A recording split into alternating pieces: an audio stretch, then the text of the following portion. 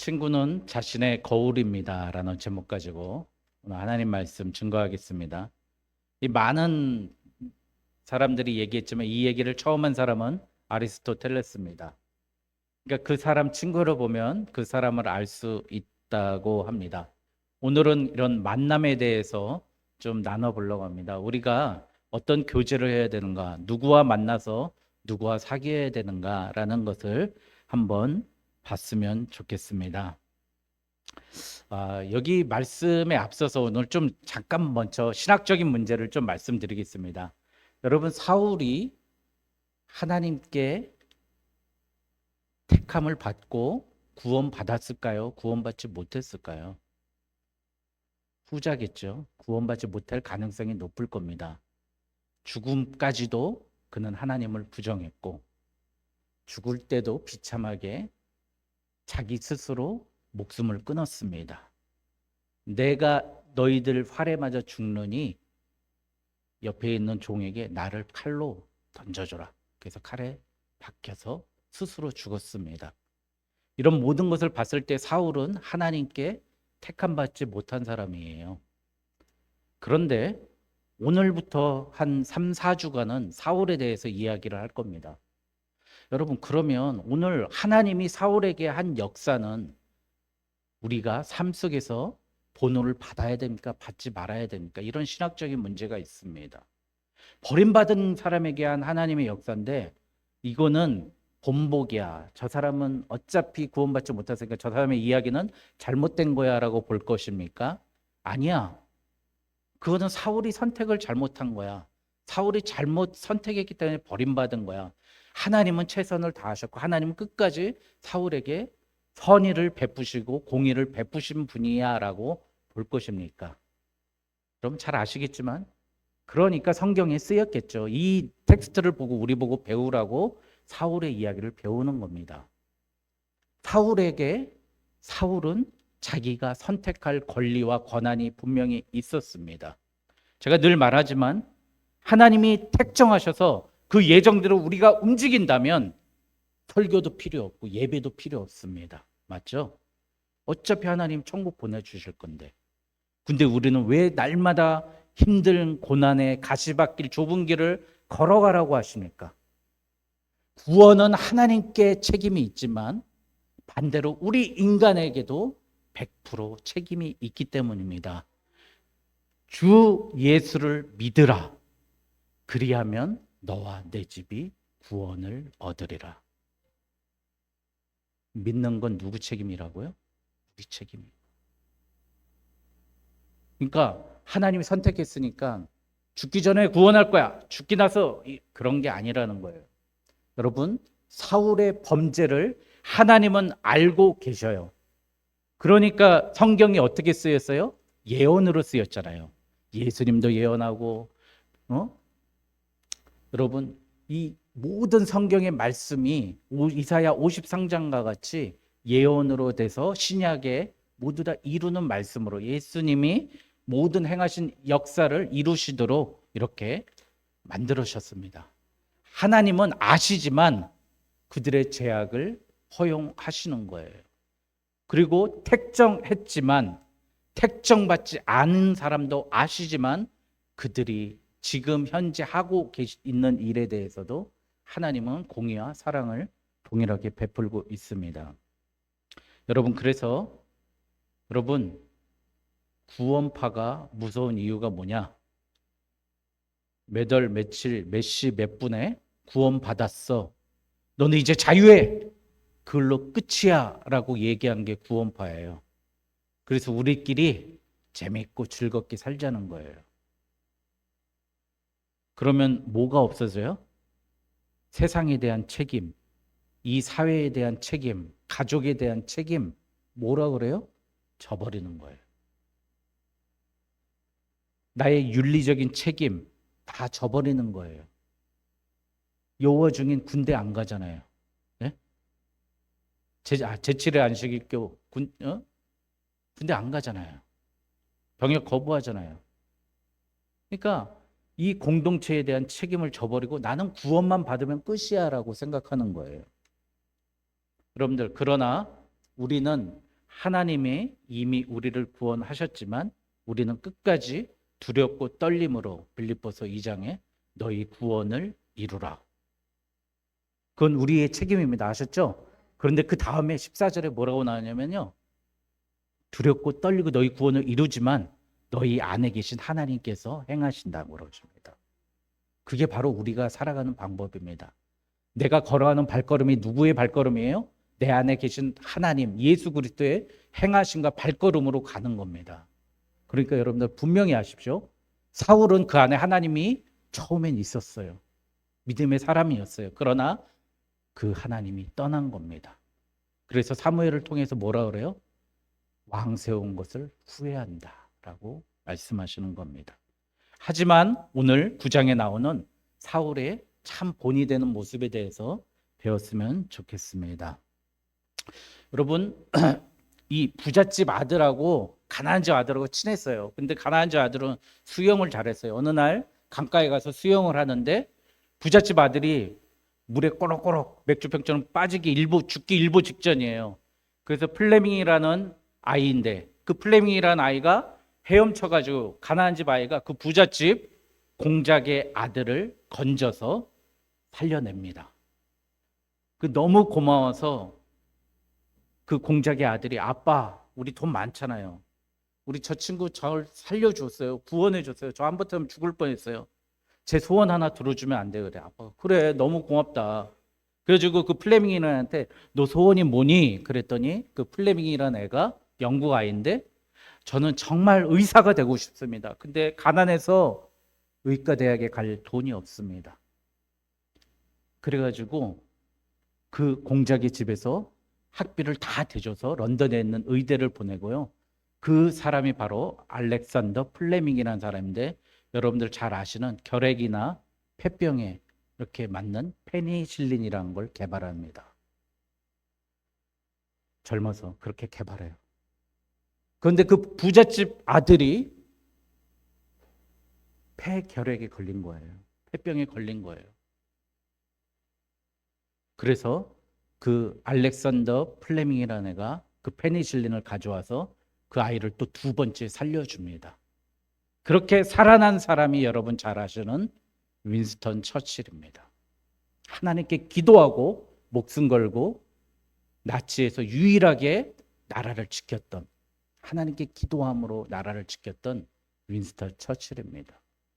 여러분들 그 가난한 친구의 은혜를 입은 처칠이 그래 고마워 과자 한번 사주고 끝 그랬다라면 페니실린이 우리가 쓸 수 있겠습니까?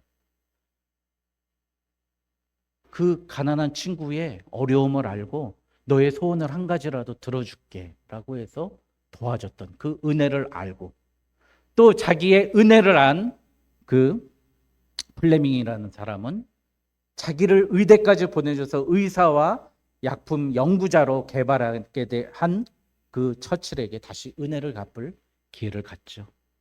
이게 바로 어떻게 보면 좋은 아름다운 친구 관계 같습니다. 오늘 이 말씀도 마찬가지예요.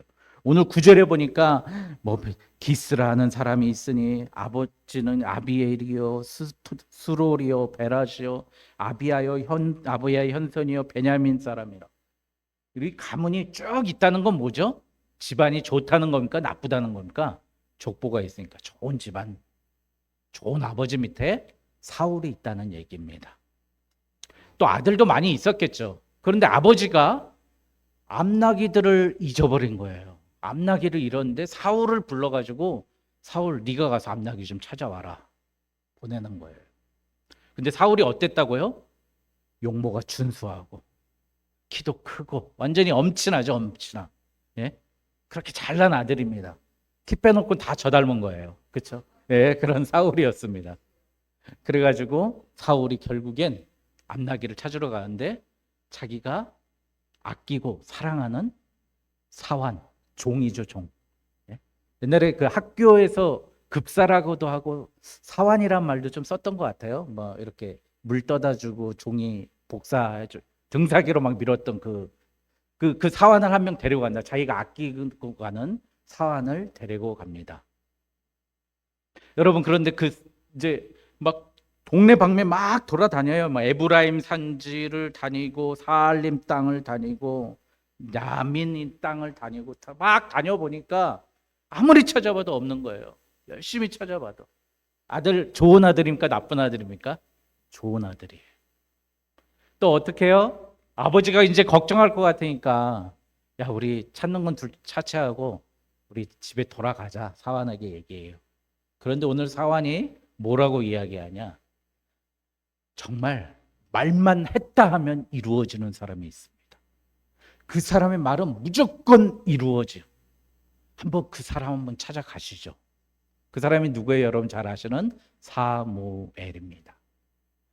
정말 똑똑한 사환 하나 있어요.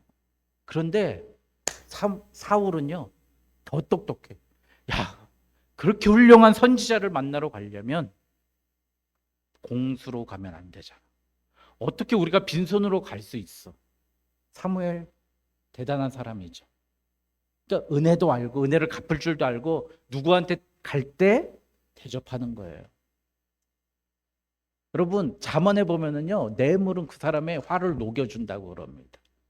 예? 선물은 얼마나 그 사람에게 좋은 약이 되는지 얼마나 많이 있는지 모릅니다.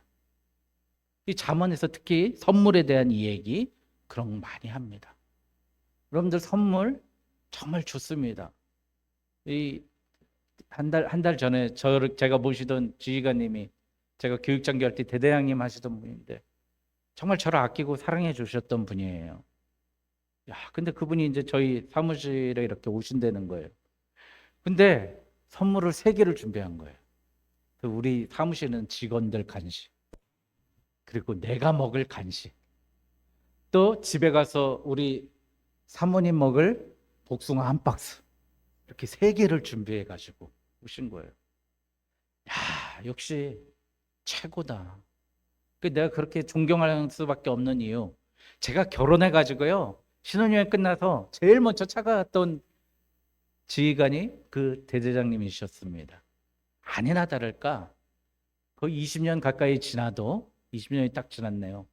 여전히 사람에 대한 배려 너무 훌륭하신 분입니다. 여러분 오늘 사무엘 다시요 이 아버지와의 좋은 아버지, 좋은 아들, 좋은 종, 그리고 말만 했다 하면 이루어지는 그 말이 한마디도 땅에 떨어지지 않은 사무엘, 좋은 사람과 좋은 사람이 만나니까 계속 좋은 만남이 이루어진다는 겁니다. 여러분 그래서 저부터 한번 저의 말이 땅에 떨어지지 않게 정말 그런 능력이 임하길 주님께 간구합니다. 믿습니다. 여러분 우리 교회가 올해 갑절의 은혜를 달라고 기도하고 있습니다. 이 말 땅에 떨어지지 않도록 저의 얘기가 아니라 우리 교회의 목표지 않습니까? 이 말이 이루어질 줄 믿습니다. 그래야 사환이 찾아옵니다. 사람들이 찾아옵니다. 여러분 이 만남이라는 이 정채봉님 이렇게 시하고 에세이 많이 쓰잖아요. 재밌어서 한번 가져와 봤습니다. 만남, 정채봉. 가장 잘못된 만남은 생선과 같은 만남입니다. 만날수록 비린내가 묻어 나오니까. 가장 조심해야 할 만남은 꽃송이 같은 만남입니다. 피어 있을 때는 환호하다가 시들면 버리니까. 가장 비참한 만남은 건전지와 같은 만남입니다. 힘이 있을 때는 간수하고 힘이 닳아 없어질 때에는 던져버리니까.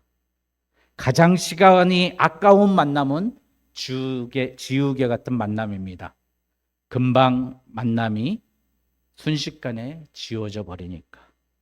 가장 아름다운 만남은 손수건과 같은 만남입니다. 힘들 때는 땀을 닦아주고 눈물 흘릴 때는 눈물을 닦아주니까. 여러분 우리 서로의 만남이 땀을 닦아주고 눈물을 닦아줄 수 있는 그런 좋은 만남이 되길 주님의 이름으로 축원드립니다. 여러분 좋은 만남이 있으니까 좋은 선순환으로 이루어지고 있습니다. 좋은 부모에서 좋은 아들이 나오고, 좋은 아들 밑에 좋은 종이 나오고, 또 그 좋은 종의 지혜로움 때문에 사무엘을 만나서 암나귀를 찾습니까? 못 찾습니까? 찾아요. 찾아서 돌아갑니다. 그런데 그 찾는 것뿐더러 더 좋은 것을 주십니다. 뭘 줘요? 왕이 아니라요. 이게 자꾸 자기는 왕이라고 생각하는데 하나님은 지도자를 세운 거예요. 왕은 오로지 한 분, 하나님밖에 없는 거죠. 지도자 사울을 세우는 겁니다. 그래서 그의 머리에 기름을 붓죠. 생각해 보세요. 기름을 부은 거는 누가 부은 거예요? 하나님이 부어주신 거잖아요. 그러니까 진짜 왕은 누구예요? 하나님이시죠. 사울은 말 그대로 청지기예요. 맡겨서 그의 일을 감당할 수밖에 없는 거죠. 여러분, 그러면 우리 어떻게 하나님의 사람을 만날 수 있고, 어떻게 좋은 친구, 아름다운 친구, 내 거울이라고 했잖아요. 좋은 친구를 만난 거 뭐예요? 내가 좋은 사람이라는 증거입니다. 만날 수 있을까요? 한번 나눠보도록 하겠습니다. 첫 번째, 일상을 통해서 만납니다. 여러분, 제가 윌터 부르그만이 얘기한 하나님의 역사는 사회성을 동반한다라고 얘기했잖아요. 사회생활 잘하는 사람이 하나님을 만날 수 있습니다. 여러분, 그러니까 우리가 먼저 일상을 통해서 작은 순종을 하나님께 잘하시기 바랍니다. 오늘 사울이 사무엘을 만나서 기름 부음 받고 그가 암나귀와 왕의 직위까지 올라가게 된 원인이 뭐죠? 아버지가 암나귀 찾아오라는 거였어요. 그거 하나 순종했더니 꼬리에 꼬리를 문다는 거죠. 두 번째, 여러분, 첫 번째 일상이라고 그랬어요. 일상을 무시하지 마십시오.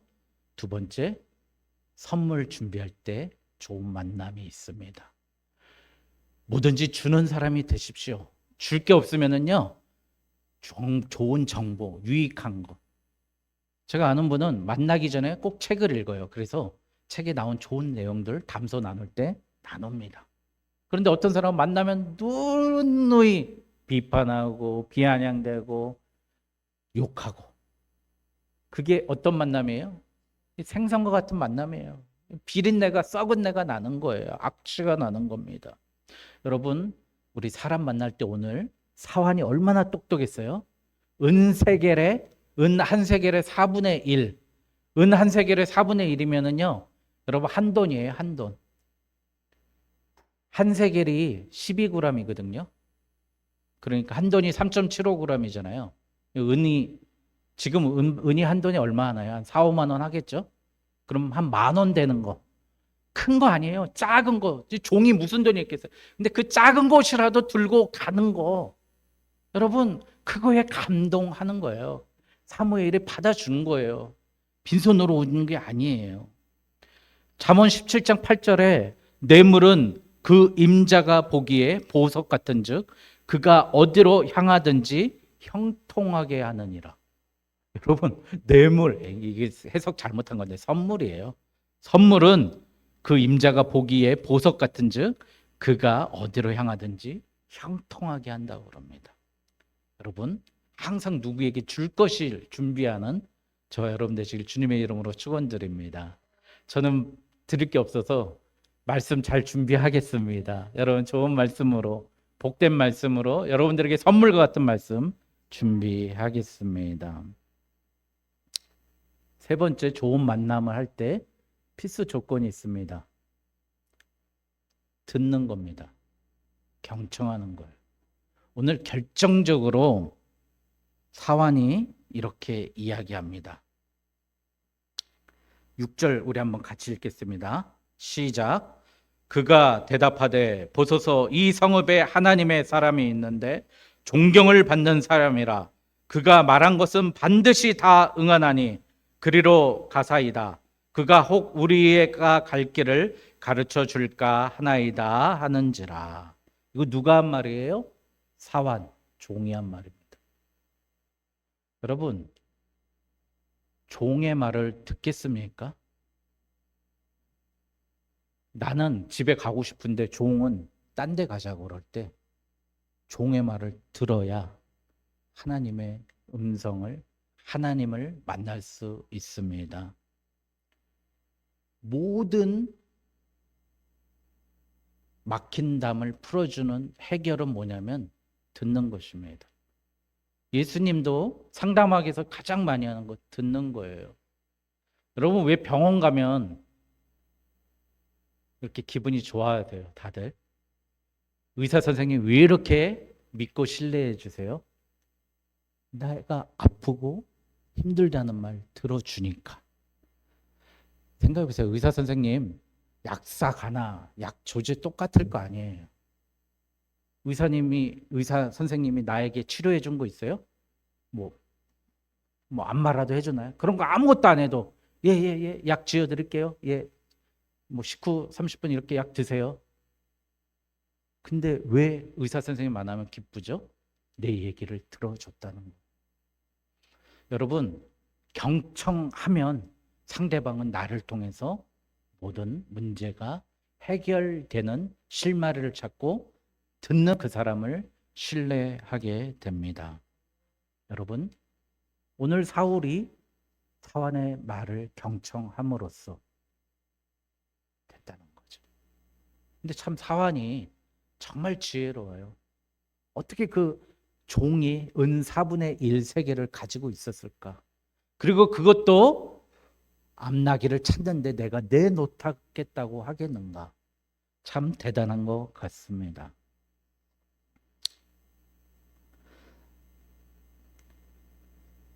말씀을 정리하겠습니다. 우리 오늘 만남에 대해서 이야기하는데요. 우리 만남 중에 가장 행복하고 가장 좋은 만남은 어떤 만남일까요?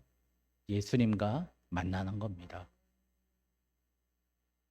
저는 중학교 3학년 겨울방학 때 그냥 예배 시간에 예수님의 그 빛을 봤어요.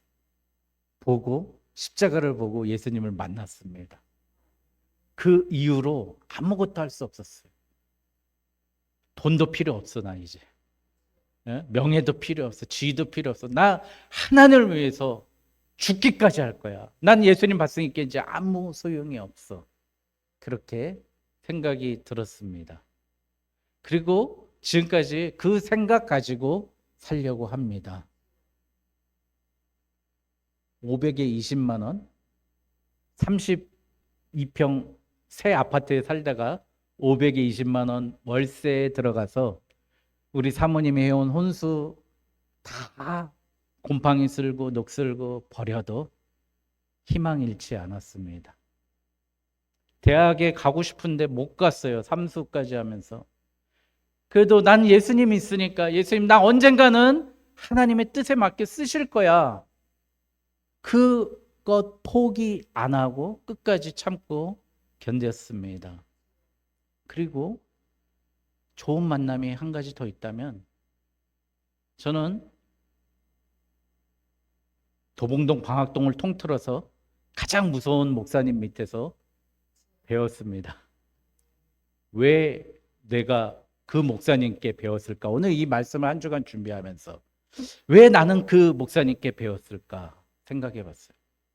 저희 집에 형님이 셋 있어요. 우리 큰형, 둘째 형, 셋째 형은요 거기 성황당이라고 그래요. 옛날에 성황당 하던 구판, 지금도 버스 정류장이 있을 거예요. 그 앞에 지나가면 그 동네 양아치 깡패들이 다 도망가요. 그 정도로 무서워요. 우리 둘째 형님은요 심지어 마포경찰서 형사를 쥐어빼가지고 강력반 형사를 쥐어빼가지고 2천만 원을 물어줬어요. 그 정도면 아시겠죠? 예? 저희 어머니는 그것 때문에 반직했더니 맨날 나갔어요. 그 밑에서 제가 자랐으니 얼마나 무지막지한 형님 밑에서 배웠겠습니까? 그러니 그 말도 잘 안 듣는 내가 물른 목사님, 안 되는 목사님, 정말 선비 같은 목사님 만났으면 아마 듣지도 않았을 겁니다. 그런데 있죠? 그냥 방학동의 저승사자야, 그 목사님. 제가 일주일 내내 전도해가지고 데리고 오면 토요일 날 예배 시간에 예배인도 왜 그렇게 해? 다시 들어와. 다시 사도신경하심으로 신앙 고백하겠습니다. 똑바로 말해봐.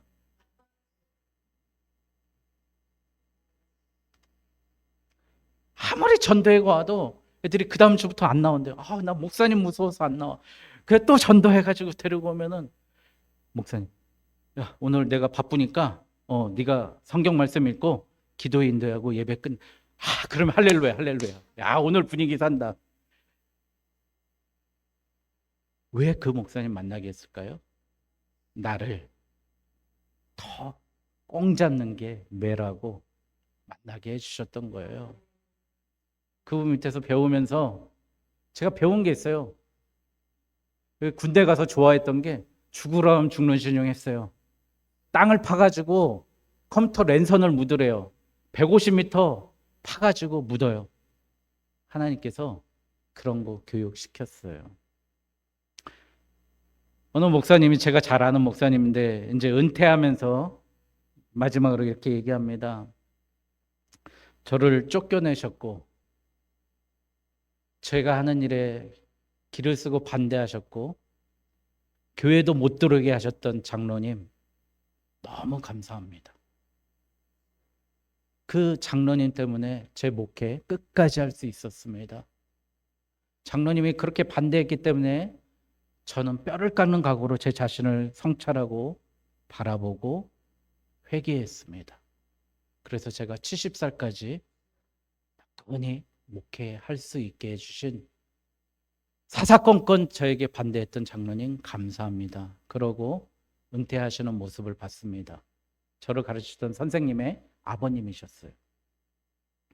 여러분 오늘 나에게 주어진 가까운 사람들, 하나님이 필요하고 하나님이 가장 귀하게 나를 쓰시기 위한 좋은 사환인 줄 믿습니다. 사무엘인 줄 믿습니다. 좋은 아버지인 줄 믿습니다. 좋은 어머니인 줄 믿습니다. 우리에게 주어진 모든 사람들과의 관계에 무시하지 마시고 사랑으로, 경청으로, 때로는 선물로 작은 약속 지키면서 일상에서 나아가는 저와 여러분 되시길 주님의 이름으로 축원드립니다. 기도하겠습니다.